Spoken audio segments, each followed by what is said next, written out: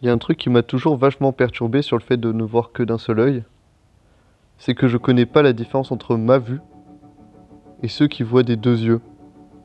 Et du coup, j'ai décidé de faire une petite expérience sur un ami à moi, et j'ai mis un cache-œil à cet ami sur l'œil gauche pendant 3 jours. Et l'intérêt de cette expérience, c'est qu'en fait, le cerveau, il interprète, il comprend une information au bout de 3 jours. Donc au bout de 3 jours passés sans voir de l'œil gauche, bah, le cerveau va se dire bah, l'œil gauche ne voit plus. Et donc il va voir comme moi je vois. Sauf que lui, il voit des deux yeux de base. Donc il a le vécu des deux yeux et il voit comme moi. Donc en gros, il va me dire quelle est la différence à ma place. Parce que moi, du coup, je ne peux pas savoir quelle est la différence. Et la chose qui a le plus perturbé Hugo avec cette expérience, c'est le fait de ne pas voir ce qui se passe à sa gauche. Ce que je peux comprendre, parce que moi, à la limite, je suis habitué, je suis né comme ça, donc je sais qu'il n'y a rien à ma gauche. Mais pour quelqu'un qui a une vue périphérique des deux yeux, quand on lui enlève la moitié, c'est vrai que ça doit être extrêmement perturbant. En ce qui concerne les distances, Hugo m'a dit que les distances devenaient totalement abstraites, comme si elles n'avaient un peu jamais existé en fait. C'est plus une information, on sait que c'est vers là, mais au fond on sait pas exactement où c'est. Et du coup, pour réussir à attraper un objet par exemple, ou se déplacer, il a dû faire comme moi, il a dû se créer des repères.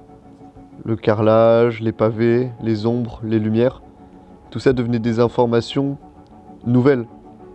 Du moins des informations exploitées différemment maintenant.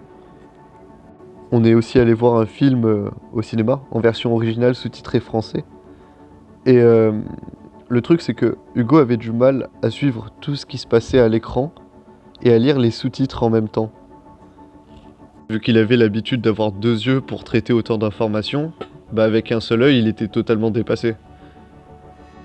Donc en gros, mon œil, il essaye de traiter autant d'informations que vos deux yeux. Un autre détail de cette expérience assez marrant, c'est que Hugo m'a dit qu'il avait du mal à baiser avec un œil en moins. Bon bah du coup personnellement je comprends pas trop le lien entre le sexe et le fait de pas avoir d'un œil. Mais je pense que c'est juste qu'il était pas habitué. On a fait faire des tests aussi à Hugo. Et on a remarqué que même si quand on lui lançait un objet, il avait plus de mal à le rattraper, il avait plus de réflexes. C'est-à-dire que il faisait des mouvements plus rapides et plus instinctifs.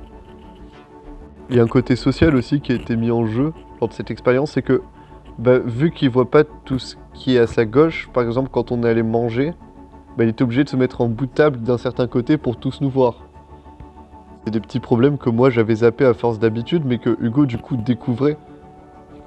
Du coup voilà, c'est un petit peu tout ce qui s'est passé avec cette expérience. Mais moi j'ai bien aimé, c'était cool.